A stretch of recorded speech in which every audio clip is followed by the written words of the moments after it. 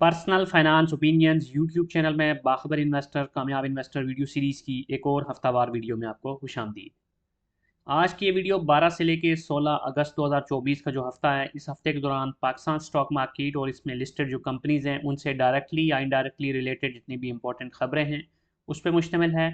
और इसमें साथ साथ हम ये भी डिस्कस करेंगे कि इस हफ्ते के दौरान जो पाकिस्तान स्टॉक मार्केट के KSE 100 इंडेक्स की और आज सूरत हाल रही वो कैसी रही, पाकिस्तानी रुपी की डॉलर के अगेंस्ट क्या मूवमेंट रही, इंटरनेशनल मार्केट में ऑयल प्राइसेस का क्या रुझान रहा और पाकिस्तान के फॉरेक्स के जो रिजर्व्स हैं उनकी क्या सूरत हाल रही। इस वीडियो सीरीज़ का मकसद यही होता है कि आपको एक बाखबर इन्वेस्टर बनाया जाए, क्योंकि अगर आप वेल अवेयर डिसीजंस लेंगे और मार्केट के अंदर कंपनीज़ के अंदर जो भी आपकी होल्डिंग्स हैं या फिर जो नई पोजीशंस लेनी है या जो आपने एग्जिट्स करने हैं, वो सारे डिसीजन अगर आप कॉन्क्रीट इन्फॉर्मेशन की बेस पे लेंगे तो आप बेहतर डिसीजन मेकिंग की पोजीशन में होंगे। और साथ साथ ये भी डिस्क्लेमर आपको देता चलूँ कि ये कोई बाय और सेल कॉल नहीं है, और किसी भी कंपनी के बारे में जब आप इन्वेस्टमेंट करना चाहते हैं तो ड्यू डिलिजेंस करके ही इन्वेस्ट कीजिएगा। सबसे पहले वीकली न्यूज़ अपडेट्स को हम वन बाय वन देखते हैं, और इसमें जो पहली खबर है वो फार्मास्यूटिकल सेक्टर की company Feroze Sons Laboratories Limited के हवाले से है। इस कंपनी ने ऐलान किया है कि उसकी एक सब्सिडरी है BF बायोसाइंसेज लिमिटेड। अब BF बायोसाइंसेज लिमिटेड ने एक ह्यूमन इंसुलिन फेरोलिन के नाम से सक्सेसफुली लॉन्च की है, जो कि एक बड़ा माइलस्टोन है इस कंपनी का। इसकी जो प्रोडक्ट पोर्टफोलियो है उसके अंदर भी एक बड़ा इजाफा है, और डायबिटीज़ के हवाले से जो एक ओवरऑल देखा जाए तो मुल्क के अंदर भी एक पॉजिटिव डेवलपमेंट है। और साथ साथ इससे जुड़ी अहम खबर ये भी मैं आपको बताता चलूँ कि BF बायोसाइंसेज जो कि सब्सिडरी है फेरोज सन्स की, इसका अपना भी IPO प्लान है ऑलरेडी, और ये होने जा रहा है। तो प्री IPO ये एक बड़ी खबर है इस कंपनी के हवाले से। तो ऑब्वियसली इसकी बेसिस पे जो सेंटीमेंट्स हैं इस कंपनी के हवाले से वो भी पॉजिटिव होंगे, और वी कैन एक्सपेक्ट कि जब इसका IPO होगा और उसके बाद जब इसकी फिर प्रॉपर बुक बिल्डिंग और दीगर सब्सिक्वेंट प्रोसेसेस के बाद जब सेकेंडरी मार्केट में इसकी ट्रेडिंग भी स्टार्ट होगी, तो उस वक्त भी ये जो पॉजिटिव वाइब लेके आ रही है ये एक अच्छा इम्पैक्ट क्रिएट करेगी। अब जो दूसरी खबर है वो भी एक ऐसी कंपनी के बारे में है जो कि पिछले काफ़ी अरसे से बहुत ही ज़बरदस्त खबरों के साथ सामने आ रही है, ज़बरदस्त रिजल्ट्स दे रही है स्टॉक मार्केट में। कैपिटल एप्रिसिएशन के लिहाज से भी देखें तो इसने बहुत ज़बरदस्त मूवमेंट का मुजाहरा किया, और जो कंपनी है वो है साजगार इंजीनियरिंग वर्क्स लिमिटेड, जो कि ऑटोमोबाइल सेक्टर की एक कंपनी है। अब इसने जो नई एक पॉजिटिव डेवलपमेंट के हवाले से खबर दी है वो ये है कि आने वाले चंद दिनों में ये एक नई इंपोर्टेड CBU इलेक्ट्रिक गाड़ी ओरा 07 EV के नाम से लॉन्च करने जा रही है। अब ये फुली असेंबल्ड कंडीशन में, यानी CBU का मतलब ये होता है कि ये कंप्लीटली बिल्ड यूनिट होगा, और ये यानी कि इसकी असेंबलिंग जिस तरह दीगर गाड़ियाँ होती हैं बहुत सारी जो कि यहाँ पे असेंबल हो रही थी लोकली, CKDs उसके इम्पोर्ट होते हैं, उसके बरक्स इस केस में ये कम्प्लीटली बिल्ट जो यूनिट होगा उसको इंपोर्ट करेंगे और उसको फिर लॉन्च करेंगे। तो इस हवाले से इन्होंने ये भी कहा है कि इस गाड़ी की जो बुकिंग का अमल है वो भी बहुत जल्द स्टार्ट हो जाएगा, विच मीन्स के just it's just around the corner, और आने वाले कुछ दिनों के अंदर ही इस हवाले से हम पॉजिटिव डेवलपमेंट मजीद देख सकते हैं। तो ईवीज़ को लेके पाकिस्तान के अंदर काफ़ी ज़्यादा अब एक जिस तरह पूरी दुनिया में ईवीज़ की बड़ी वाइब बनी हुई है, वही चीज़ अब हमें पाकिस्तान में भी देखने को मिल रही है। BYD के हवाले से भी रिसेंटली आपसे खबर शेयर की थी। जो हपको की एक सब्सिडरी है वो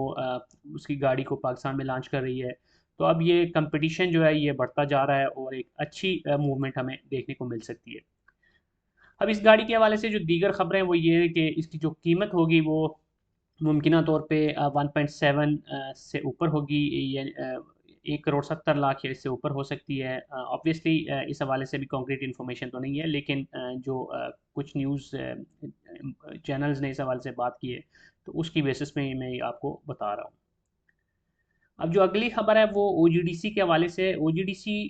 काफ़ी अरसे से इस हवाले से तवातुर के साथ OGDC और साथ साथ जो दीगर कंपनीज हैं oil and gas exploration sector की वो अनाउंसमेंट्स करती रहती हैं। आज की जो खबर है वो ये है कि न्यू डेवलपमेंट प्रोडक्शन लीज जो कि सजावल डिस्ट्रिक्ट के अंदर है सिंध प्रोविंस में, वहाँ पर टाइट गैस की जो कमर्शियल प्रोडक्शन है उसका इन्होंने आगाज़ कर दिया है, और उसको साथ साथ लिंक भी कर दिया है SSGC यानी सोई सदरन गैस के साथ।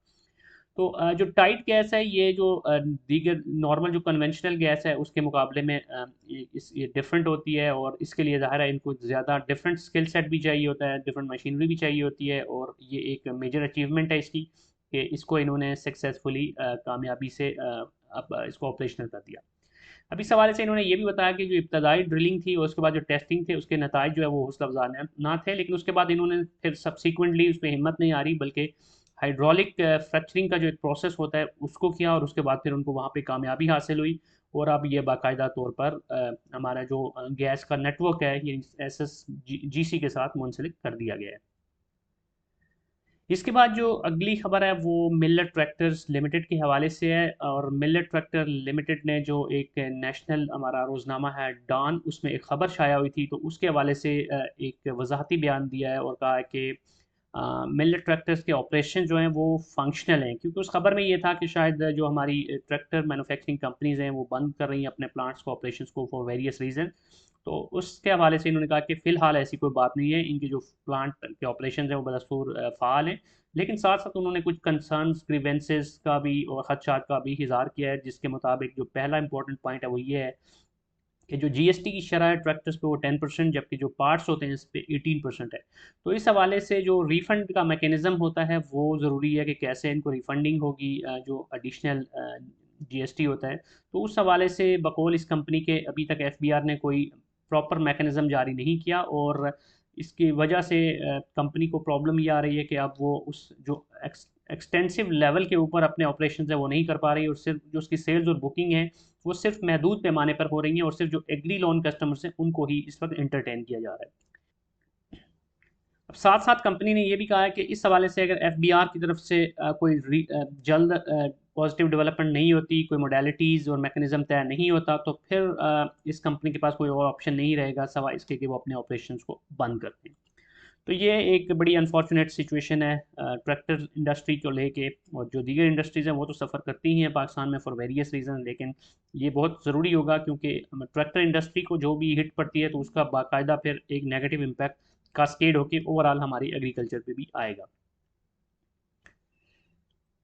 अब कुछ दीगर मुतफर्रिक खबरें हैं उनको भी डिस्कस कर लेते हैं, और उसमें जो पहली खबर है वो अटक सीमेंट के हवाले से। अटक सीमेंट ने बहुत अर्सा पहले तकरीबन 2023 में आई बिलीव खबर दी थी, इसकी जो सब्सिडरी है एक इराक़ में, तो उसके हवाले से कि वहाँ पर ये अपनी जितनी भी शेयर होल्डिंग है वो कम्प्लीटली उसमें उसको ख़त्म कर रहे हैं, बेच रहे हैं। तो उस हवाले से इन्होंने कहा कि इनको जो 50% अमाउंट है $5.85 मिलियन वो मौसूल हो गए हैं, और जो बकिया 50% शेयर्स हैं उसके हवाले से भी इन्होंने उसमें बताया कि उसकी भी सेलिंग के हवाले से डेवलपमेंट चल रही है। तो ओवरऑल ये पूरा का पूरा वहाँ से सेल करके पाकिस्तान में जो इनका बिज़नेस है उसको तो इन्होंने कॉन्सेंट्रेट किया हुआ ही है, लेकिन अब ये लिक्विडिटी के पॉइंट ऑफ व्यू से देखें तो ऑब्वियसली ये पॉजिटिव होगा इस कंपनी के लिए, एक बड़ी अमाउंट इनको वहाँ से मौसूल होगी।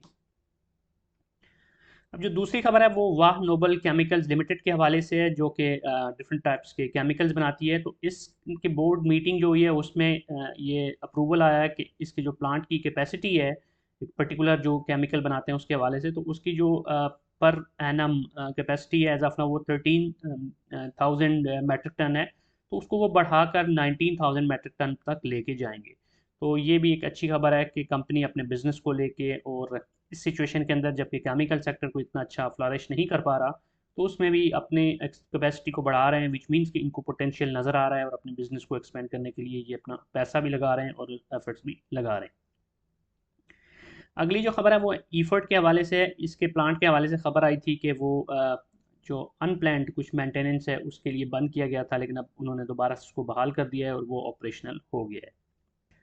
अब हम एक नज़र डालते हैं पाकिस्तान के जो फॉरेक्स के रिजर्व्स हैं उसके ऊपर, और खुशाइन बात यह है कि रिजर्व में पिछले तकरीबन 4 हफ्तों से मुसलसल इजाफा हो रहा है, और जो लेटेस्ट नंबर है वो 9 अगस्त का है। तो तकरीबन 18 करोड़ डॉलर्स का इजाफा हुआ है पाकिस्तान के रिजर्व्स में, अगर 2 अगस्त के मुकाबले में देखें। तो इसमें जो ये नंबर है 14.65 बिलियन का, ये क्यूमुलेटिव है स्टेट बैंक प्लस जो कमर्शियल बैंक हैं उनका मिलाकर। इसके बाद अगर हम पाकिस्तानी रुपये और डॉलर की प्राइस मूवमेंट को देखें तो यहाँ पर जो आपको ग्राफ नज़र आ रहा है वो 1 अगस्त से लेकर 16 अगस्त का है, और इस पर्टिकुलर वीक के दौरान अगर हम देखें 12 से लेकर 16 तक, तो खुशाइन चीज़ ये है कि 278 रुपये 64 पैसे पे था क्लोजिंग 12 तारीख को, जो कि आज यानी जो लास्ट इसका डे था 16 का, उसमें 278 रुपये 54 पैसे पे क्लोजिंग हुई। तो ओवरऑल देखा जाए तो पूरे हफ्ते के दौरान डॉलर के मुकाबले में पाकिस्तानी रुपया बेहतरी की तरफ आया और एक पॉजिटिव मूव हमें देखने को मिली। बावजूद इसके के बीच में जो 2 दिन थे 13 को और 15 को वो 278 रुपये 70 पैसे पे था, लेकिन दोबारा से फिर एक बेहतरी आई फ्राइडे को और पाकिस्तानी रुपया काफ़ी मुस्तहकम नज़र आ रहा है पिछले लंबे अरसे से कंपेरेटिव टर्म्स में अगर बात की जाए तो। आगे चलते हैं और देखते हैं कि ब्रेंट क्रूड ऑयल की क्या मूवमेंट है इंटरनेशनल मार्केट में। तो कुछ अर्सा पहले तक बड़ी मुस्बत सिचुएशन थी। 5 तारीख तक अगर आप देखें तो तकरीबन 75-76 रुपये पे चला गया था पर बैरल इंटरनेशनल मार्केट में। तो पाकिस्तान ने भी जो हमारी गवर्नमेंट है उसने भी उसको पास ऑन किया जो उसका बेनिफिट है वो पब्लिक को, और हमने देखा कि प्राइस में कमी आई कुछ ऑयल एंड गैस से रिलेटेड जो प्रोडक्ट्स हैं, पेट्रोलियम प्रोडक्ट्स हैं। लेकिन अब दोबारा से प्राइस की अपवर्ड मूवमेंट शुरू हो चुकी है और 12 तारीख को तो ये 82.32 पे चला गया था और फिर थोड़ा सा ज़रूर डिक्लाइन आया लेकिन अभी भी 80 के आसपास है। तो अब देखना ये है कि आने वाले हफ्ते में ऑयल की प्राइसेस का क्या ट्रेंड रहता है। यूँ लगता है कि मुमकिन तौर पर ये अब 80 से ऊपर ही रहेगा कुछ अर्से के लिए। तो वो किसी भी लिहाज से हमारे इंपोर्ट बिल के पॉइंट ऑफ व्यू से देखें तो बेहतर नहीं है, लेकिन अगर कोई बड़ी अपसर जाती है तो फिर ज़्यादा हमारे लिए प्रॉब्लम होगी। अंडर 80 या 80 के आसपास ही रहता है तो वो कोई बहुत बड़ा मेजर डिफरेंस नहीं आएगा हमारे इंपोर्ट बिल में।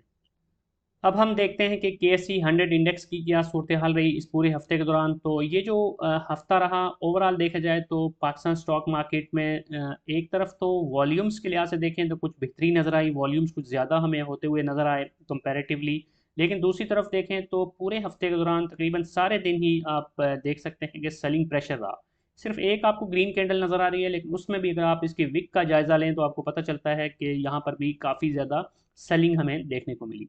तो यूँ लगता है कि 78,000 का जो एक साइकोलॉजिकल नंबर है उसके आसपास इस वक्त मार्केट कंसोलिडेट कर रही है। तो अगर यहाँ से ज़्यादा नीचे नहीं आती तो स्टिल इट्स पॉजिटिव के मार्केट बावजूद इसके कि इस वक्त कोई मेजर ट्रिगर नहीं है, कोई इस तरह के इवेंट्स नहीं हो रहे और IMF के हवाले से भी अभी तक कोई कंक्रीट डेवलपमेंट नहीं हुई। तो अगर ये 78 को सस्टेन करती है, इसके आसपास रहती है और उसके बाद फिर IMF के हवाले से कोई मेजर डेवलपमेंट आ जाती है तो फिर दोबारा मुमकिन तौर पे हम एक बुलिश ट्रेंड देख सकते हैं और मार्केट ऊपर जा सकती है।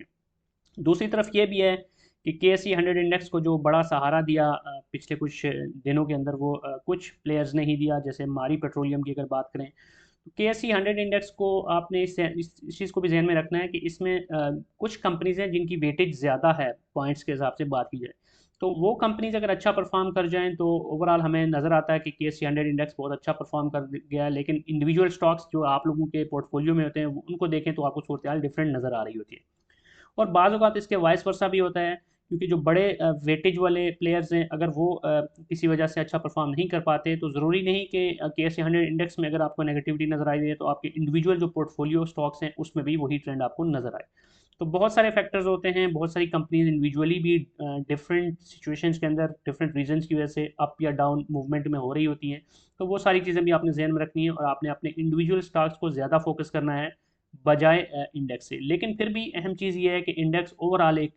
ब्लूप्रिंट आपको दिखा रहा होता है मार्केट का, तो इसलिए इंडेक्स पे इस लिहाज से नज़र रखना भी ज़रूरी होती है कि आपके जो शेयर्स हैं वो इंडेक्स के कंपैरेटिव टर्म्स के अंदर बात की जाए तो क्या ट्रेंड दिखा रहे हैं। अगर तो आप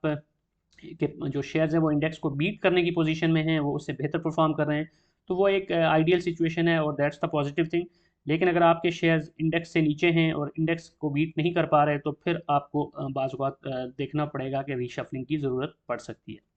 बहरहाल ये सारी चीज़ें स्टॉक मार्केट का हुस्न है कि यहाँ पर कभी आपको बुलिश ट्रेंड नज़र आ रहा होता है जहाँ पर आप इंजॉय कर रहे होते हैं, और बाज़ औक़ात फिर आपको बियरिश ट्रेंड नज़र आ रहा होता है। लेकिन अगर आप एक इन्वेस्टर हैं और अच्छे शेयर्स के अंदर इन्वेस्ट किया है तो वो फिर आपके लिए एज एन अपॉर्चुनिटी कंसीडर किया जाता है।